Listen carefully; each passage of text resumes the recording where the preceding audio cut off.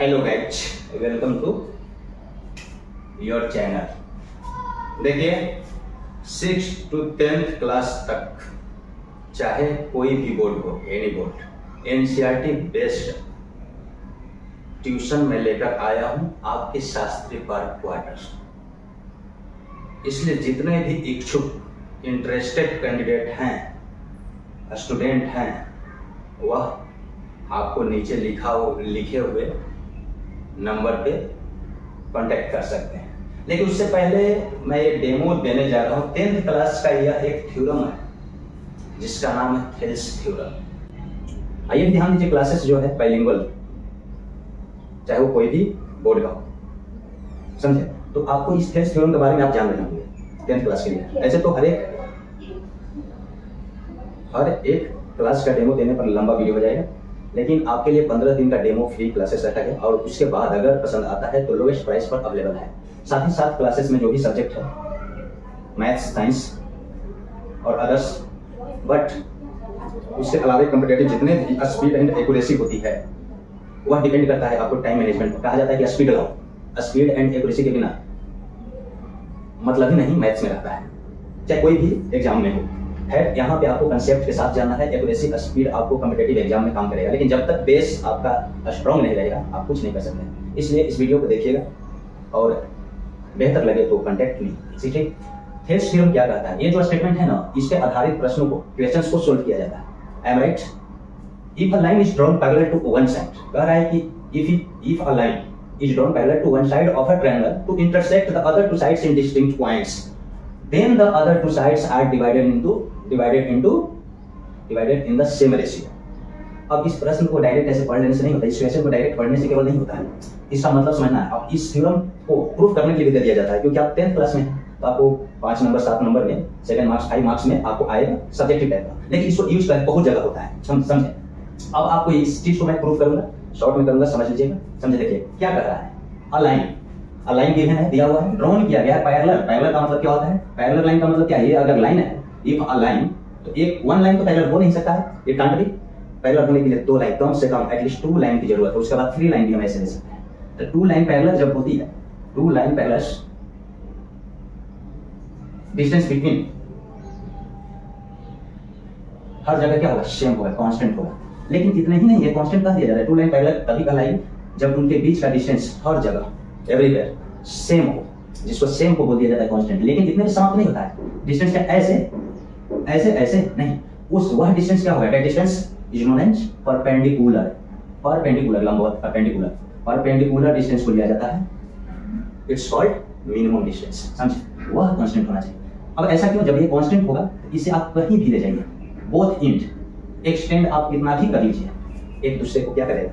Can't be intersect each other, एक दूसरे को कहीं भी नहीं काटेगा, एक दूसरे का कॉमन पॉइंट नहीं मिलेगा, एक दूसरे का कॉमन पॉइंट नहीं मिलेगा। समझे? अब यही चीज कहा है ट्रायंगल में। और ट्रायंगल आप जानते हैं 3 साइड्स 3 एंगल मिलकर 6 पार्ट्स ऑफ अ ट्रायंगल हो जाता है। आई राइट? किसी भी थ्योरम को प्रूफ करना है तो सबसे पहले आपको क्या है? गिवन मतलब क्या दिया गया है, उसके बाद हम कंस्ट्रक्ट करते हैं कुछ अपने से, खुद से। समझे? और जब कंस्ट्रक्ट करते हैं तो टू प्रूफ लिखते हैं कि प्रूफ क्या करना है, टू प्रूफ ही करते हैं और लास्ट में प्रूफ हो जाता है। खैर ऐसा मतलब आप देखिएगा, तो गिवन का मतलब सब इसी में है। अब क्या प्रूफ करना है यह भी है, ध्यान दीजिए। एक यहाँ कह रहा है कि a line is drawn parallel to one side of a triangle. एक ट्रायंगल लेंगे, उस ट्रायंगल का नाम हर जगह किताब में एबीसी रहता है, एबीसी पीटी1 कुछ भी ले सकते हैं। समझे? यह आप पर डिपेंड करता है, बशर्ते कि आपको कांसेप्ट जानना है। मान लीजिए ट्रायंगल भी ऐसे लिया जाता है, तो ये कोई निश्चित नहीं कि ऐसा ही ट्रायंगल रहेगा। इट्स नॉट श्योर कि ऐसा ही ट्रायंगल रहेगा, तिरछा तिरछी का रहेगा। आपको मालूम होना चाहिए कि triangle 3 vertex A B C सीधा ऐसे लिखा हुआ रहता है। ये प्रूव करता है तो सीधा ही लिखिएगा, किसी भी तरह से लिखा जाएगा वह मैं आपको कांसेप्ट बताऊंगा, इसको प्रयोग कहाँ करते हैं वो चीज बताऊंगा। ठहरे, एबीसी एक ट्रायंगल हम ले लिए, इस ट्रायंगल में 3 साइड्स है, लेकिन इसमें कह रहा है कि वन साइड, कोई भी any one, 3 sides A B है, बी सी, ऐसी साइड्स का मतलब क्या होता है? यहाँ पे 3 साइड्स ए बी है, बी सी है और सी है। लेकिन इसी को हम ऐसे भी बी ए भी लिखेंगे तो चलेगा, सी बी भी लिखेंगे तो चलेगा, ए सी भी लिखेंगे तो चलेगा, क्योंकि बी से ए तक का ये डिस्टेंस बताता है। समझे? अब अगर ये दोनों को लिया जाए तो इसमें देखिए बी कॉमन हो जाएगा, बी कॉमन हो जाएगा, इसका मतलब उसके सामने का क्या हो जाएगा, बी कॉमन का मतलब वर्टेक्स बी को लेंगे तो बी का अपोजिट हो जाएगा ए सी। यहाँ देखिए ए और सी है ना, ये कॉमन तो अपोजिट, ये सब चीज आप पढ़ चुके हैं, मैं डायरेक्ट चलता हूँ। ठीक, वन साइड के पैरेलल, मान लो वन साइड बीसी हम लिए, ये बीसी, इसके पैरेलल में कोई साइड लाइन ड्रॉ किया गया, खींचा गया लाइन को, तो इस ऐसे है तो ऐसे ही ना खींचेंगे, आई एम राइट। इस लाइन को हम एल नाम दे दिए, नेम एज एल। जैसे ही आप लाइन ड्रॉ करते हैं एक साइड के पैरेलल, बीसी के हम पैरेलल लिए, ध्यान दीजिएगा, एबी के भी पैरेलल ले सकते हैं, एसी के भी पैरेलल ले सकते हैं, लेकिन प्रूव करना है तो सीधा देखने में लगे, सिंपल लगे, इसके लिए मैं लिया हूं, सब सिंपल ही होता है। तो यही गिवन में लिखा जाता है कि एक इनर ट्रायंगल, एक ट्रायंगल हम लिया, inner triangle ABC, draw BC, draw L parallel BC. L जैसी पैरेलल बीसी करते हैं, आपको मालूम होना चाहिए, एक साइड के पैरेलल अगर हम कोई लाइन ड्रॉ करेंगे in a triangle, of course other two sides है ना, उसको काटेगा, इंटरसेक्ट करेगा, काटेगा मतलब इंटरसेक्ट करेगा।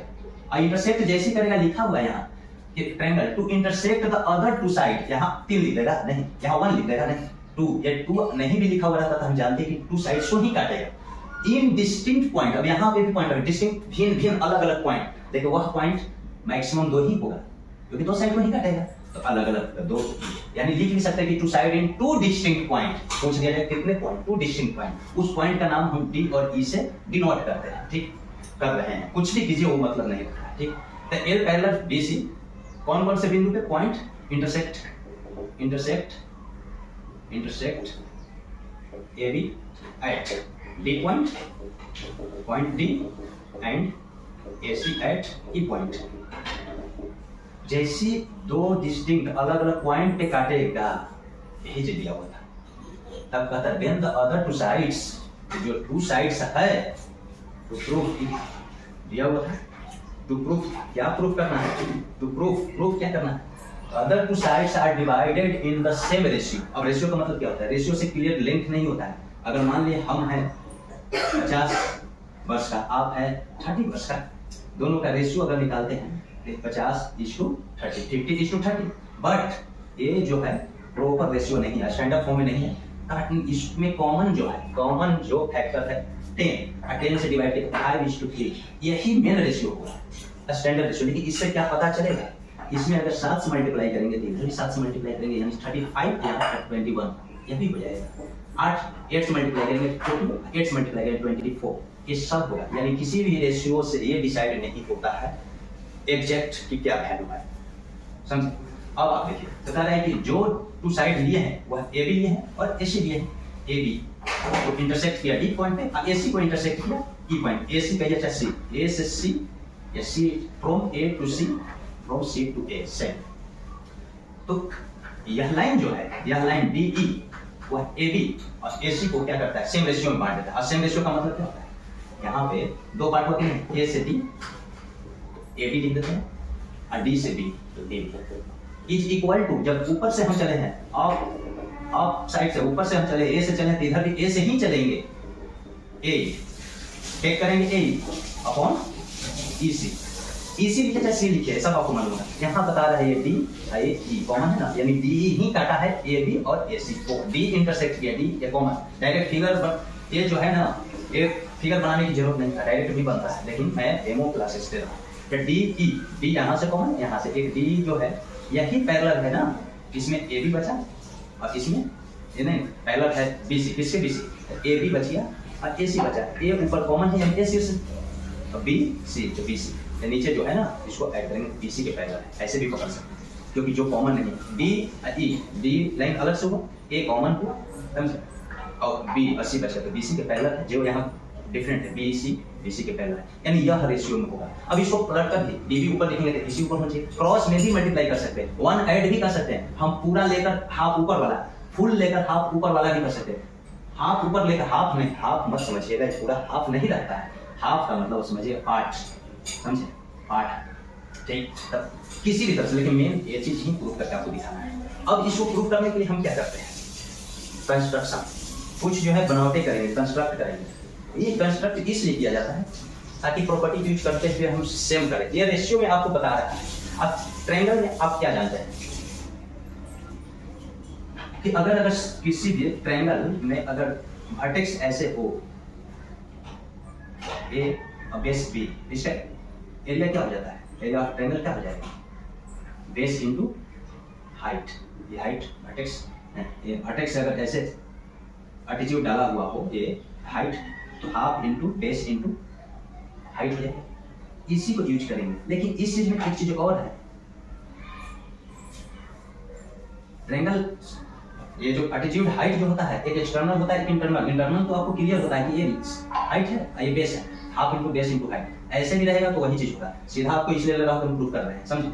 आप देखिए सपोज दैट मानते हैं कि ऐसे अगर ट्रायंगल लेते हैं, ये बेस अगर मानते हैं तो हाइट ये हो जाएगा ए, लेकिन इसको हम एक्सटेंड करेंगे तो एक्सटेंड, लेकिन हाफ एरिया निकालेंगे तो हाफ बेस को इतना ही रहेगा, लेकिन इसके लिए एक्सटर्नल ये परपेंडिकुलर जो ये हाइट है ये एरिया ऐसे निकालेंगे। अब तो आप समझ गए, अब तो याद है। तो इसके लिए यहाँ पे एक ट्रायंगल यहाँ है स्मॉल में और one of them A B C जो बिग है, इसमें हम परपेंडिकुलर डालेंगे शीर्ष।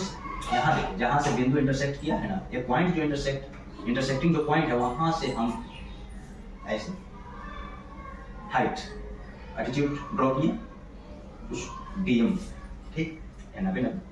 और ई पॉइंट से ये डॉट डॉट जो कंस्ट्रक्ट करते हैं उसको डॉट डॉट में रखते हैं, डॉट डॉट कीजिएगा E N perpendicular and right. और इसके बाद अभी रुकिएगा, इसके बाद हम यहाँ से ऐसे मिड ज्वाइन करते हैं, डी को ज्वाइन कर दिए और सी डी को भी ज्वाइन कर दिए। क्यों ज्वाइन किया वो बाद में हम बताएंगे। अब देखिए कंस्ट्रक्ट में ये चीज लिखेंगे, join B C D and D M perpendicular. D M perpendicular हम ए ही बोल सकते हैं, डी से एम परपेंडिकुलर तो बेस कौन है ए, या इसी को ए सी भी आप बोल सकते हैं, गलत नहीं है। और ई एन परपेंडिकुलर ड्रॉ किए हैं, यहाँ ड्रॉ लिख लीजिएगा, draw E N perpendicular A D बोल सकते हैं या ए बी भी हम बोल सकते हैं। आई एम राइट, ए डी या ए बी बोल सकते हैं। अब देखिए फर्स्ट कितने ज्वाइन कर दिया और परपेंडिकुलर, इस परपेंडिकुलर हम इसलिए डाले हैं ड्रॉ किए हैं ताकि हमें जो एरिया ऑफ ट्रायंगल फाइंड हो, और उस एरिया ऑफ ट्रायंगल को हम रेशियो में लाना है तो डिवाइड करेंगे। अब चलिए प्रूफ में चलते हैं, प्रूफ कैसे करेंगे यही चीज लिखा जाता है। सबसे पहले किसी एक ट्रायंगल को यहाँ पे देखिए डी से डीएम, और डीएम जो हाइट है उसके लिए चलते हैं, तो डीएम हाइट के लिए बेस हो जाएगा ए, बेस ए हो जाएगा एम राइट।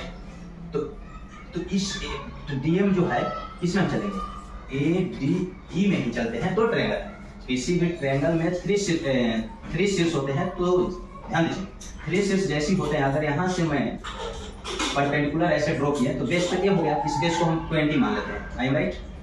आई हाइट को मैं 10 मानता हूँ, एरिया क्या हो जाएगा जी, हाफ इंटू 10 इंटू 20 लिखिएगा सपोज, यानी दोनों का मल्टीप्लाई का हाफ यानी 100 हो जाएगा ना, स्क्वायर यूनिट स्क्वायर में, जो कि लेंथ दो बार मल्टीप्लाई हुआ तो मीटर आएगा, तो square metre, centimetre square centimetre right. अब देखिए इसी ट्रायंगल में यहाँ से भी ऐसे डाल सकते हैं, आई राइट।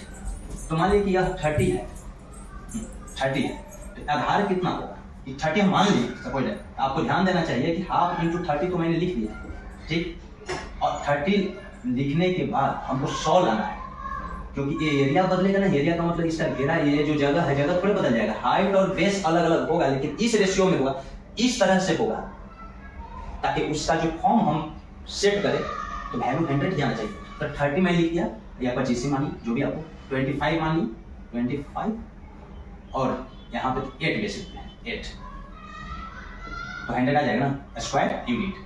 अब यहाँ से भी हम डालेंगे ऐसे, तो मान लेते हैं कि यह 40 है, नहीं यह 5 ही मानते हैं, तो इसे बेस 40 करना पड़ेगा क्योंकि हाफ इंटू 40 इंटू 5। एक मैं अपना मन से कर रहा हूँ क्योंकि 100 से ज्यादा होना नहीं चाहिए, इस रेशियो में रहेगा कि काटने पर 100 ही आना चाहिए एरिया। बट एक चीज और, जब किसी एनी ट्रायंगल इस वर्टेक्स परपेंडिकुलर ड्रॉन करेंगे हम हाइट को, तो तीनों हाइट जो है एक ही बिंदु पे इंटरसेक्ट करेगा। यह जो कोइंसाइड करेगा वन पॉइंट पे, ओनली वन पॉइंट, जिसको हम बोलते हैं ऑर्थो सेंटर, जिसको हम बोलते हैं ऑर्थो सेंटर। हिंदी में भी आप जानना चाहते हैं तो इसको लंब केंद्र बोलेंगे, समझे। क्योंकि परपेंडिकुलर डालने के बाद, परपेंडिकुलर ड्रॉ करने के बाद तीनों शीर्षों का यह कॉमन पॉइंट है, तीनों शीर्ष लंबों का, समझे, तीनों अल्टीट्यूड का यह जो है कॉमन पॉइंट है जिसको हम ऑर्थो सेंटर बोलते हैं। ये सब कंडीशन होता है, लेकिन ये चीज छोड़िए, इसी प्रकार आपको अब चलिए, अब मैं चाहता हूं प्रूफ करने। प्रूफ हम डायरेक्ट करते हैं। देखिए ट्रायंगल ADE पहले लिखते रहे, ट्रायंगल ADE एरिया हम निकालेंगे, ठीक, एरिया ऑफ ट्रायंगल, क्योंकि ADE में दो सिस्टम है, दो हाइट है, टू हाइट है, एक डीएम है। हम डीएम के लिए पहले चलते हैं, ये डीएम के लिए पहले चलते हैं, समझे? तो डीएम के लिए हम पहले चलते हैं। ये देखिए डीएम हाफ, डीएम सिस्टम हो गया, मल्टीप्लाई बेस क्या होगा, क्योंकि ADE में ही चल रहे हैं, यही हो एम, जहां परपेंडिकुलर है, जहां एम मिल रहा है वह यही हो गया। इसी प्रकार एरिया ऑफ ट्रायंगल, अब हम चलेंगे इस सिस्टम से जो ऐसे मिलकर बना है, यह देखिए, इसीलिए मैं ड्रॉ किया था। ये देखिए, इसको मैं अलग करूंगा, ये CDE देखिए ऐसी ना है, ये C है, D है और E है, यहाँ से ऐसे ये एक्सटेंड हुआ है, अब ना यहाँ पे M है। अब देखिए वो चीज आया कि नहीं, पलट के सीधा देखिए, इस ट्रायंगल के लिए सिस्टम भी यही है DM, इस ट्रायंगल के लिए CED बोलिए, CDE बोलिए, EDC बोलिए, वो मायने नहीं रखता है, घिर जाना चाहिए, ये ज्यादा मायने रखता है। तो CDE के लिए भी हाइट है DM, इसलिए हम CDE को ही लेंगे। एक ऐसे लिए, यहाँ से ही ऐसे घूम रहे हैं, राइट। जब इसको लेते हैं तो ऐसे घूमते हैं, देखिए इसको लेते हैं ऐसे, क्योंकि हम इसी पर जाएंगे ना, ये जो ऐसे है, ठीक। अब देखिए इसके लिए हाफ सिस्टम तो वही है, सिस्टम DM ही है, सिस्टम यानी हाइट तो DM ही है। बेस क्या हुआ, बेस इसको CE को ही बोलेंगे, क्योंकि बड़े उठा को नहीं बोलेंगे, C से E तक CE वो तो एक्सटेंड है, कल्पना हम किए हैं, इमेजिन किए हैं, समझे कि नहीं, तो वह CE हो गया।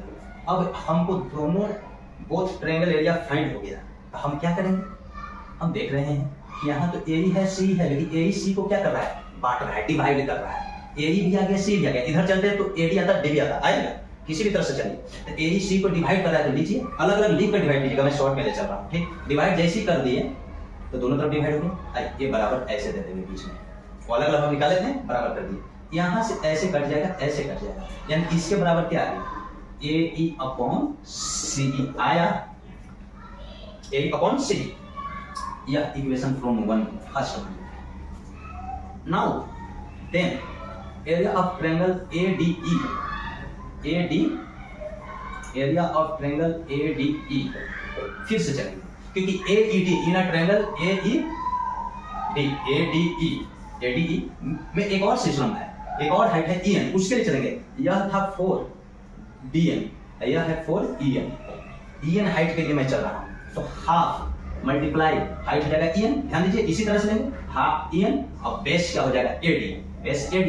उसी प्रकार एरिया ऑफ ट्रायंगल, अब किसको चलेंगे, जब E ये ऑर्डर कहाँ गया है, B तक, यानी ऐसे A सिस्टम से ही ऐसे पकड़ेंगे, दैट मींस BED चाहे BDE के लिए, BDE इसी की तरह से कहीं घिर जाना चाहिए, यही गिरना चाहिए, ऐसे ऐसे गिरना चाहिए, ऐसे, ठीक। तो BDE BED EDB half, just ऐसा ही फिगर बनेगा, इसका एक्सटेंड किए हुए भाग का है, इसको भी हम अलग करेंगे, ऐसे है, ऐसे यहाँ B है, यहाँ E है और यहाँ D है, और इसको एक्सटेंड करने पर यहाँ से ऐसे EN परपेंडिकुलर है, हाइट है, यानी BD बेस पर एक्सटेंड किया गया, यानी BD ही बेस रहेगा, EN हाइट रहेगा, राइट। एक्सटर्नल इसको बोलते हैं, ठीक, समझे। तो EN ही हाइट रहेगा और BD बेस रहेगा, BD DB BD DB BD लिखिए या DB लिखिए, कोई फर्क नहीं, AE लिखिए, CE लिखिए या EC लिख लीजिए, कोई दिक्कत नहीं, क्योंकि यहाँ EC है, चाहे E से C तक जाइए या C से E तक, डिस्टेंस सेम है, ठीक। अब ये दोनों को डिवाइड करेंगे, क्योंकि हमको इधर भी AD बाई D करना है, कि डिवाइड करो, हम नहीं कर रहे हैं, कह रहे हैं कि करेगा तभी पहुंचेगा, आई एम राइट। तो डिवाइड जैसे करेंगे, ये इक्वलिटी साइन यहाँ बीच में होना चाहिए ना, बेटी, कट होने के बाद AD बाई D, अब तो 2 इक्वेशन बराबर हो गया, हम आपके बराबर है, अब हम इसके बराबर, तो क्या आप दोनों बराबर नहीं होंगे, आई एम राइट, दैट्स। अब देखिए इधर बराबर हो गया, इधर ADE बाई CDE है, एरिया में बराबर, ADE अब बाई BDE है, ADE ऊपर तो सही है, यह डिस्टर्ब कर रहा है, area of triangle CD, area of triangle BDE। अब इसको हम पकड़ेंगे, देखिए BDE और CDE, राइट, यही दोनों एरिया की बात कर रहा है, देखिए यहाँ पे BDE यह एरिया की बात कर रहा है, ये बीच वाला है, बीच हटाएंगे, ठीक, यह, और CDE इस एरिया की बात कर रहा है, ऐसे ऐसे, ठीक, आया ऐसे, इसको एक लाइन, ठीक। इस दोनों में रीड करके आप देखिए, DE और DE साथ में, DE कॉमन है, DE तो कॉमन है, राइट। और ADE नहीं, CDE और CBDE, ये दोनों त्रिभुज को विचार करने पर क्या पता चल रहा है? दोनों बोथ ट्रायंगल लिखेंगे, राइट करेंगे, both triangle BDE and CDE are on the same base. Base क्या है? DE सेम है, राइट, ऑन द बेस, दोनों में D आ रहा है, पढ़कर रीड करके देखिए, D दोनों में आ रहा है, same base and between same parallel line D and BC। D और BC क्या है? पैरेलल है ना, ऊपर ही दिया गया था, यहाँ देखिए D पैरेलल BC हम ड्रॉ किए हैं, तभी तो ये कंडीशन होगा, ये प्रूफ करना है, I am right, it will be. अब देखिए टू ट्रायंगल CDE और BDE, ये दोनों जो है एक ही बेस है D, और पैरेलल लाइन क्या है? D and BC। अब आपको ध्यान दीजिए, बेस किसी भी ट्रायंगल का एरिया बराबर कैसे होता है? क्योंकि ट्रायंगल का एरिया बराबर होने के हाफ इंटू आधार, बेस इंटू हाइट। अगर बेस और हाइट दोनों बराबर हो जाए तो एरिया बराबर हो जाएगा, ये हाफ तो कॉमन ही है, न्यूमेरिकल वैल्यू है, ठीक, राइट। तो बेस इंटू हाइट, तो बेस तो यहाँ क्लियर हो गया कि भैया सेम है, D एक ही बेस है, लेकिन आधार हाइट कहाँ गया, एल्टीट्यूड कहाँ गया? तो वह बता रहा है D parallel BC। Two triangles are on the same base and between same parallel lines, that will be equal area. समझ, दो ट्रायंगल अगर बेस सेम हो और सेम पैरेलल लाइन के बीच में स्थित हो, बिटवीन स्थित हो, सिचुएटेड हो, तो उन दोनों ट्रायंगल की एरिया सेम होगा, समझे? Other area in the same, समझ, दोनों के एरिया क्या हो जाएगा? सेम हो जाएगा। क्यों? अब क्यों जानना है? क्योंकि इसके बीच जो भी हाइट बनेगा, दो पैरेलल लाइन के बीच जो लंबवत दूरी होती है, परपेंडिकुलर जो डिस्टेंस हमने बताया था, वही तो लंबवत होती है, जो हाइट में कन्वर्ट हो जाएगा और इक्वल कर देगा। इसका मतलब इस CDE और BDE ये दोनों एरिया बराबर है। बराबर है, या तो CDE के जगह पर replace to BDE, otherwise replace to BDE, replace to CDE के जगह पर BDE लिख दीजिए, BDE के जगह पर राइट डाउन CDE कर दीजिए। जब ये दोनों बराबर हो गया, ऊपर भी बराबर हो गया, तो LHS पार्ट RHS के पार्ट के बराबर हुआ, तो क्या ये दोनों नहीं बराबर होगा? So that's AE by EC, AD by BD, ये बराबर हो जाएगा। यही प्रूफ करना है। ये कब होता है? ये जब होता है किसी ट्रायंगल में लाइन अगर थर्ड साइड के किसी वन साइड के पैरेलल कोई अगर लाइन ड्रॉ करते हैं, तो अदर टू साइड को टू डिस्टिंक्ट पॉइंट पर इंटरसेक्ट करता है।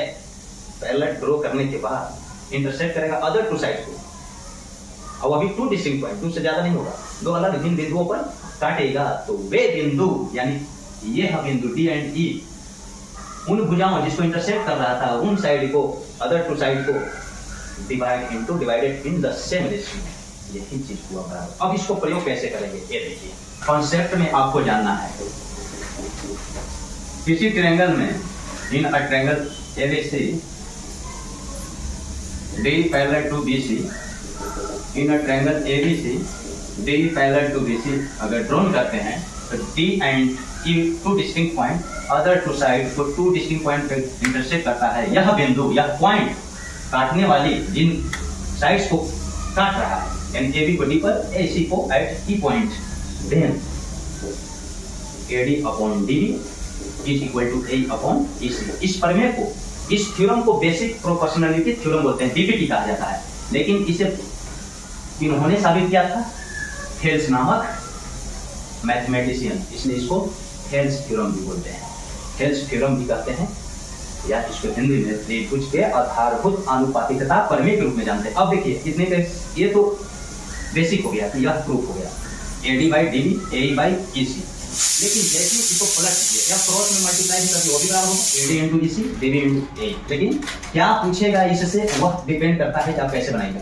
जब हम देखते हैं कि AD by DB अगर हो सकता है, तो क्यों इसमें एक अगर ऐड करते हैं, एक अगर ऐड कोरस्पॉन्डिंग पार्ट रेशियो में होता है। कोरस्पॉन्डिंग पार्ट का मतलब क्या है? हम ऊपर से पहले AB ले लेते हैं, राइट, AB बाय, जब DE समानांतर BC हो तो, और DE समानांतर BC ना देगा, लेकिन कहेगा कि DE और BC के बीच की परपेंडिकुलर डिस्टेंस 5 ही है, कांस्टेंट है, तो समानांतर हो गया, तो ऊपर भी ये चीज होगा, AB अपॉन ऊपर वाला पार्ट DB, AD अगर लिखते हैं, चाहे नीचे वाला पार्ट BD भी लिख सकते हैं, दोनों में से कोई इज इक्वल टू कॉरस्पॉन्डिंग, जब ए से हम पूरा लेंगे तो इधर ए से पूरा पहले ऊपर ए सी अपॉन, जब ए डी लेंगे तो ए ही ऊपर है तो ए पहले लेंगे, अगर ए न लेके नीचे वाला ई सी लेंगे तो ई सी ले लेंगे, ऐसे भी कर सकते हैं, पलट सकते हैं, क्रॉस मल्टीप्लाई कर सकते हैं। इतने ही नहीं, अगर ए डी पहले हम लिए, ए डी पहले छोटे ट्रायंगल में, छोटे ट्रायंगल में, स्मॉल ट्रायंगल में ए डी, अब ऐसे ही घूम गए ताकि सीधा जाओ, कहेगा कि ए डी अपॉन डी कर दिए, राइट, इज इक्वल टू ए से या तो ए डी फुल लीजिए अपॉन तो बी सी कर कीजिए, या ऐसे नहीं कि सब बराबर होगा,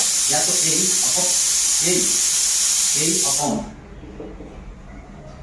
ए डी अपॉन डी, तो ए सी भी कर सकते हैं, ए सी अपॉन बी सी भी लिख सकते हैं, ए सी अपॉन बी सी भी आप लिख सकते हैं, ऐसे भी हो जाएगा, समझे? ये आपको देखना है, ए डी अपॉन डी लेंगे तो ए सी अपॉन बी सी भी लिख सकते हैं, समझे? जो equal to A upon A D हो जाएगा, ए डी बाई डी लिए तो A B by B C लिए, ए बाई ई डी लेंगे तो ए सी बाई डी, सब आपस में बराबर होंगे। अब ऐसा क्यों होता है, फुल ऐड कैसे हुआ ये देखिए, ए डी और डी बी में कॉमन है, किसी भी चीज में एक लाइन पे कहीं मिड नहीं, बीच में बिटवीन पॉइंट दिया हुआ है, कॉमन है, ए डी और डी बी ऐड होगा तो यह गायब हो जाएगा। एक मिनट, यहाँ से यहाँ तक और यहाँ से यहाँ, ये दोनों को बराबर होने का मतलब क्या है, यह इसको कोइंसाइड करेगा, ऐसे जाकर ऐसे जो है, ऐसे जाकर ऐसे पूरी तरह से ओवरलैप कर जाएगा, यानी डिस्टेंस सेम हो गया, तो ये जो है पूरा ये जुड़ जाएगा, ए डी और डी बी एलसीएम लेंगे तो क्या होगा, डी बी नीचे रह जाएगा, ऊपर क्या बन जाएगा, ए डी और डी बी ऐड होगा, A D D B add होने के बाद ए बी दे देगा, राइट, यहाँ से multiply A D plus D B, A D plus D B is equal to A B by D जाएगी, A B by D B भी लिख सकते हैं, A B by D B भी लिख सकते हैं, उसी प्रकार इधर भी हो जाएगा, ए सी जुड़ कर ए सी हो जाएगा, और नीचे टी सी ही रह जाएगा, क्योंकि इधर भी 1 मल्टीप्लाई करेंगे, इधर 1 मल्टीप्लाई करेंगे, इधर भी 1 मल्टीप्लाई करेंगे, इक्वलिटी साइन में अगर इधर जोड़ते हैं तो नहीं इधर भी ऐड करेंगे, घटाएंगे तो घटाएंगे, आई एम राइट, तब जाकर चलिए, धन्यवाद दोस्तों। तो इस तरह से 9-10 इसका जो है प्रॉपर्टी निकलता है, समझे? अगर कॉन्सेप्ट अच्छा लगा तो लाइक कर लीजिएगा, और कॉन्टेक्ट मी, ट्यूशन आपका अवेलेबल है लोएस्ट फी में, हर चीज बेहतर तरीके से मिलेगा। धन्यवाद।